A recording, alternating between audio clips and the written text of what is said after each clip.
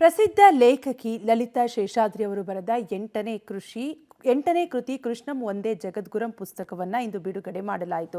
ಬೆಂಗಳೂರಿನ ಮಲೇಶ್ವರದ ಶೃಂಗೇರಿ ಕೃಷ್ಣ ಮಠದಲ್ಲಿ ಕಾರ್ಯಕ್ರಮ ನಡೆಯಿತು. ಪುಸ್ತಕ ಬಿಡುಗಡೆ ಕಾರ್ಯಕ್ರಮಕ್ಕೆ ಮುಖ್ಯ ಅತಿಥಿಯಾಗಿ ರಾಜ್ಯಸಭಾ ಸದಸ್ಯ ಲೇಹರ್ ಸಿಂಗ್, ಪ್ರೊಫೆಸರ್ ರಾಧಾಕೃಷ್ಣ ಶ್ರೀಧರ್ ಗುರೂಜಿ ಕಾರ್ಯಕ್ರಮದಲ್ಲಿ ಭಾಗಿಯಾಗಿದ್ದರು. ಪುಸ್ತಕ ಬಿಡುಗಡೆ ಬಳಿಕ ಮಾತನಾಡಿದ ಲೇಖಕಿ ಲಲಿತಾ ಶೇಷಾದ್ರಿ ಅವರು ಕೃಷ್ಣಂ ಒಂದೇ ಜಗದ್ಗುರಂ ಪುಸ್ತಕದ ವೈಶಿಷ್ಟ್ಯ ಭಾಗವತ ಸಾರ, ಭಗವದ್ಗೀತೆ ಸಾರದ ಜೊತೆಗೆ ನಾರಾಯಣೀಯಂ ಇದೆ ಎಂದು ಹೇಳಿದರು. ಶ್ರೀ ಸಚ್ಚಿದಾನಂದ ಶಿವಾಭಿನವ್ಯ ನೃಸಿಂಹ ಭಾರತ್ಯಭಿಧಾನ್ಯತೀಂದ್ರಾನ್ ವಿದ್ಯಾನಿಧೀನ್ ಮಂತ್ರನಿಧೀನ್ ಸದಾ 60 ವರ್ಷಗಳ ಕಾಲ ಓದ್ತಾನೇ ಇದ್ದೆ.